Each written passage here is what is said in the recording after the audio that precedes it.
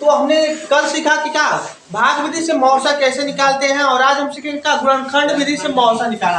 कल हमने सीखा था क्या भाग विधि से, यानी डिवीजन में भाग विधि से भाग विधि से मौसा कैसे निकालते। तो कल हमने निकालना सीखा, जैसे कुछ सवाल थे और उसे हम सॉल्व किए। भाग विधि से मौसा कैसे निकाला जाता है, जैसे कि कुछ है सवाल है और सॉल्व कराते, जैसे कि जो कल सवाल थे होमवर्क में दिए थे ना, लाओ जांच करते उसे। तो कल कुछ सवाल थे कहाँ का?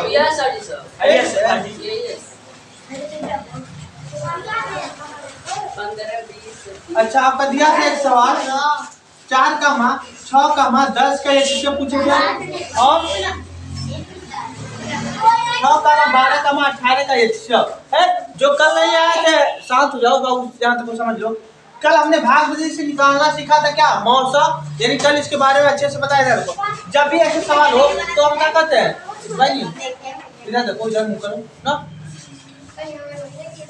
हम 4 से पहले किसमें भाग देते हैं? 6 में। 4 कम में 4 घटाओ कितना बचेगा? 2 बचा जाता है। भागा बनाना इस वाले संख्या को यहाँ पर क्या कर लेते हैं? उतार लेते हैं। 2 दूना 4, यानी कट गया। एक शिष्य बराबर आपको क्या होगा? ये आपका कहला था क्या ये शिष्य, यानी एक शिष्य आपका कितना होगा? 2। तो सभी एक अंक बचा ना, आपका 10 बचा है। तो जिससे कटा है वही देखो, अब तो यहाँ तक तो कट गया, लेकिन आप अभी 10 केवल बचा है ना, तो जो बचा है किससे काटोगे? जिससे कटता है उसी को यहाँ पे डाल लेते हैं। 10 मिनट के लिए भाग देंगे तो कितने मिनट में जाएगा? 2 बचे 10, यानी कट गया। एक शिष्य बराबर क्या होगा आपका? यही वाला एक कहलाता है एक शिष्य, यानी कितना होगा आपका? 10। अच्छा, 2 बचे 10 हो गया ना। उसे पकड़ा, जब इसे सॉल्व करोगे, हेलो, जब इसे सॉल्व करोगे तो 6 से कितने में भाग दोगे? 12 में। 6 दूना 12, 6 दूना 12, कितने में मिलेगा? 2 मिनट तक काटोगे, घटाओ क्या बचेगा? कुछ नहीं। अब देखो, लेकिन आपका भी 18 बच रहा है, तो उसमें किससे भाग दोगे? जिससे कटता है उसी से भाग नेक्स्ट वाले में देते हैं ना, तो भाग दोगे 36 18 कट गया। इसके बराबर आपका क्या होगा? तो ये आपका होता है भाग विधि से निकालना है। ये कितना होगा? 6। हालांकि गलत लिख देना। अब देखो, ये भाग विधि से आया था, लेकिन अब इसी संख्याओं को हम सीखेंगे का गुणनखंड विधि से। गुणनखंड विधि यहाँ पर मिटा दे, भाग विधि को मिटा दे। आज हम इसके कहा गुणनखंड विधि। जैसे इसका आया था 2, इसका हिसाब करना आया था 2, मिटा देते हैं और मिटाने वाला लिख रहा होगा वो। इसका हिसाब कितना आया था? 6। इसका हिसाब कितना आया था? 6। अब देखो, हम भाग विधि से इसी को निकालना सीखेंगे, ओके ना। अब हम यही सीखेंगे गुणनखंड विधि से। गुणनखंड विधि से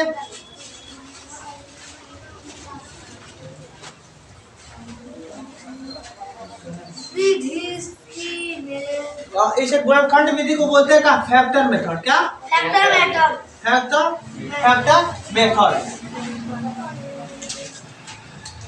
है ना, इसे कहते हैं फैक्टर मेथड। गुणनखंड में मतलब तोड़ कर ना, गुणनखंड में मतलब खंड में खंड करना है, हमें क्या करना है? तोड़ना है। तो तोड़ कर इसे करना है। जैसे कि अगर कहें कि बताइए कि 4 का मान, एक सवाल हम इसे सॉल्व करते हैं, 4 का मान 6 का मान 10 का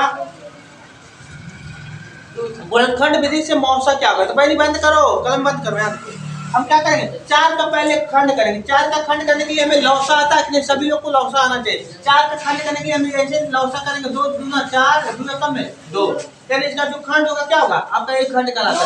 2 गुणे 2 4 का खंड होगा, हो गया। अब 6 का खंड क्या होगा? 2 गुणे 3, और 10 का क्या होगा? 2 गुणे 5। अब देखो, हमने बताया था कल HCF मतलब था हाईएस्ट कॉमन फैक्टर। कल हमने बताया था ना HCF, और HCF का फुल फॉर्म बताया था हाईएस्ट। इसका नाम दिया था हाईएस्ट मतलब होता है कॉमन हाईएस्ट में होता है क्या? फैक्टर नहीं ना, हाईएस्ट कॉमन फैक्टर। हाईएस्ट मतलब सबसे बड़ा जो सब में हो कॉमन के गुणनखंड को क्या कहते हैं? HCF कहते हैं ना, यही बताया था। हाईएस्ट मतलब होता है सबसे बड़ा या ऊंचा, और कॉमन मतलब होता है जो सब में हो, अब फैक्टर मतलब क्या गुणनखंड, यानी इस गुणनखंड में और जो सब में होगा वह क्या कहलाता है एचसीएल। तो इसमें सब में कौन चीज दिखाई दे रहा है, तो दो बस एक दिखाई दे रहा है, तो आप दो क्या कहलाएगा एचसीएल। और उस तरफ भी कितना है, दो है, इस तरफ भी कितना है, दो। आ गया। अब इसी प्रकार जब 6, 12 और 18 के निकालो क्या बचे, इसे निकाल कर तुम लोग बताओ तब तक ना। तो तुम लोग निकालो 6, 12 का गुणनखंड विधि से एचसीएल निकालो ना। कल हम सीखे थे भाग विधि और आज हम सीखे कौन विधि, फैक्टर विधि ना, मेथड ना। निकालो।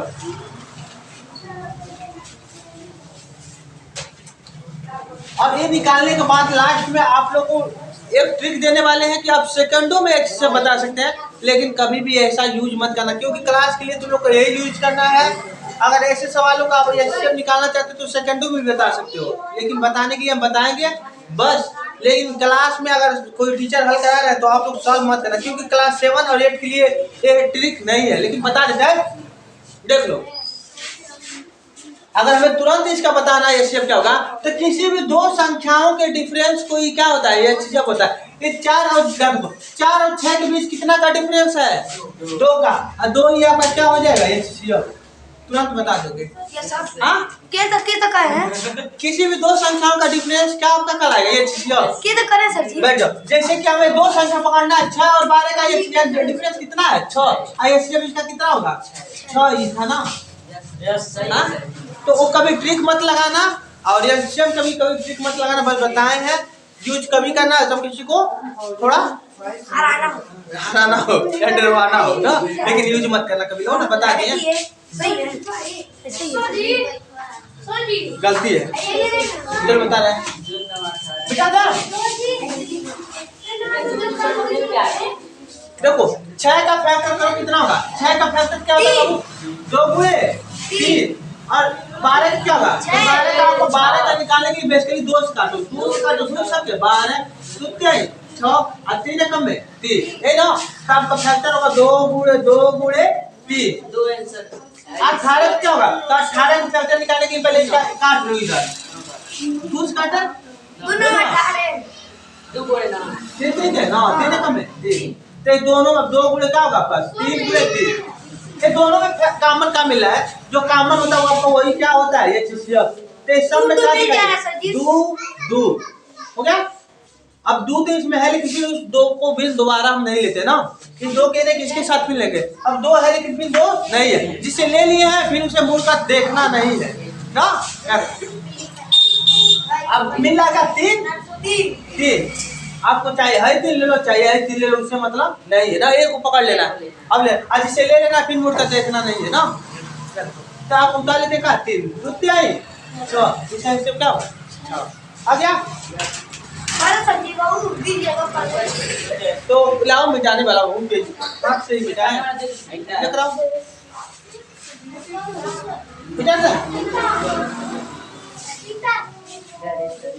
यानी जिसे एक बार ले लेना उसे फिर से दोबारा नहीं लेना है ना, या मुझ का देखना नहीं है।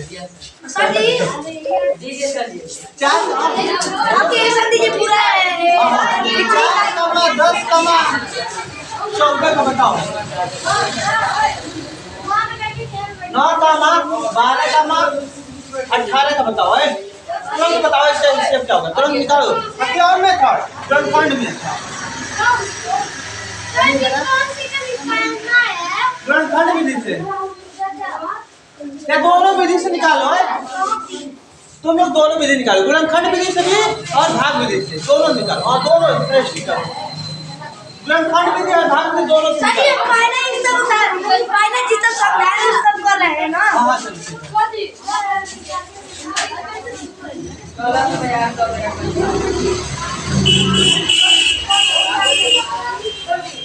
आप इसे दोनों मेथड से सॉल्व करो, भाग विधि से भी और गुणनखंड विधि से भी।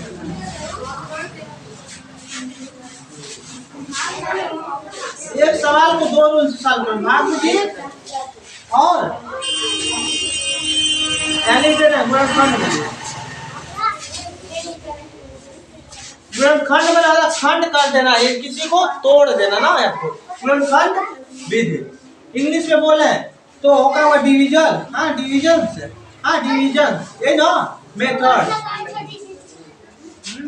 डिविजन मेथड एक एक आएगा फैक्टर मेथड। इंग्लिश में देख लेना, मिस्टेक को तो बना लेना ना। डिवीजन सही है ना, डिवीजन मेथड फैक्टर मेथड ना। भाग विधि गुणनखंड, गुणनखंड में होता है कि खंड करना, खंड किसी को कैसे करोगे तो तोड़ कर ना भाई सॉल्व करो। ये सर हमारा गलती लग रहा है, गलती है यहाँ पर पाए रख दो, सही है। कहाँ पर सही बता दीजिए। मिस्टेक है, मिस्टेक है, बैठ जाओ, दो होगा, कहाँ बैठ जाओ, बताएं। नहीं एक ही सवाल को दो दो तरीके से समझो, भाग विधि और गुणनखंड विधि। एक आगे जाकर अभी और भी एक लेवल सिखाएंगे, थोड़ा हाई लेवल होगा, लेकिन उसे मत डर कर भागना।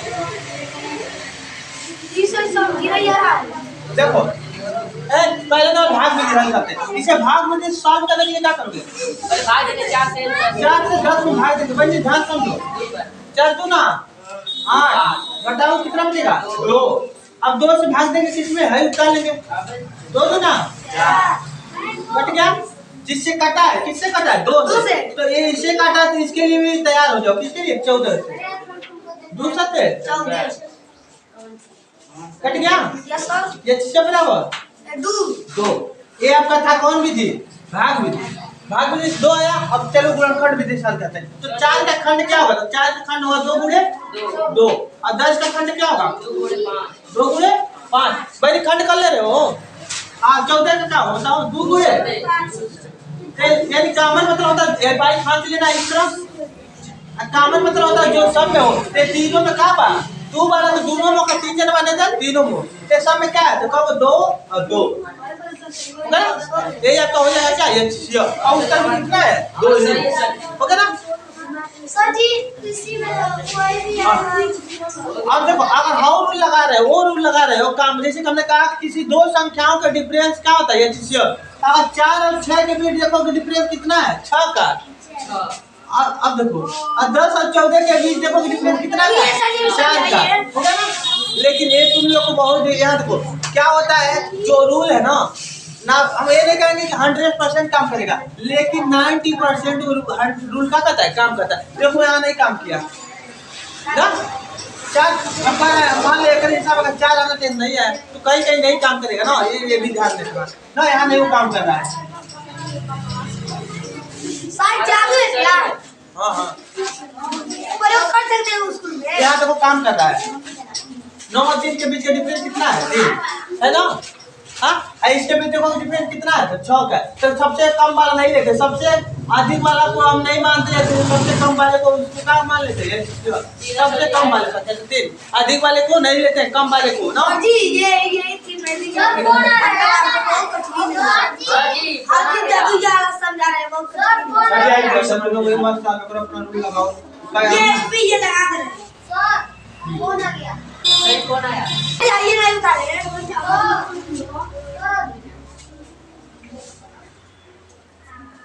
मिटा दें। अब इस वाले सवाल को सॉल्व करो, मिटा दें। अब इसे हम सॉल्व करते, देखो मिटा देते हैं, सभी लोग तुरंत उतारो। देखो पहले 9 को किससे भाग देंगे? 12 में। 18 भी देखना उसी तरह बचा है ना, तो 9 से हम 12 में भाग देंगे, या 9 का पहाड़ा टेबल पढ़ो ना, 12 है तो 9 कम में 9 घटाओ कितना बचेगा? 3 बचा, भागा बना लिया, रिमाइंडर क्या रिमाइंडर बचा ना 3 से भाग दो किसमें? 9 में। 3 तरीके ना, 3 तरीके फिर 3 से देंगे 14 में, जिससे कटा उसी से भाग दो किसमें? 18 में। 3 छक्के कट गया, 1 से बराबर। सही है सर जी, बहुत आया ना। Yes sir. लेकिन हम इसे गुणनखंड विधि से सॉल्व करेंगे। गुणनखंड विधि से कैसे सॉल्व करोगे? मिटा दें। ये वाला नहीं मिटाई भरी वाला। 9 का फैक्टर बताओ क्या होगा? 3 गुणे 3। फैक्टर नहीं निकालने आता तो एलसीएम निकाल ले लो ना, हो गया। और 12 का फैक्टर क्या होता है? भाई तुम लोग का हो रहा है कि नहीं? हो गया है। क्या होगा? 2 गुणे क्या होगा? 2 गुणे 3 होगा। 2 गुणे कितना होगा? 2 गुणे 3 नहीं आता, निकाल के दिखा लो, इस तरह देख लो। 2 छक्के 12, 2 3 6 यही होगा, 4 3 12 होता है ना। हाँ, सही। आज जो अब अपना अपना थोड़ा दिखाओगे इसके बाद। और ये होगा आपका 2 गुणे 3 गुणे 3, इससे बराबर क्या होगा आपका 2। तो देखो 2 इसमें है लेकिन इसमें नहीं, 2 सब में होना चाहिए। कॉमन मतलब होता है सब में होना चाहिए। अगर 3 लोग हैं तो तीनों में है, 2 लोग हैं तो दोनों में। तो 2 इसमें है, इसमें लेकिन इसमें नहीं।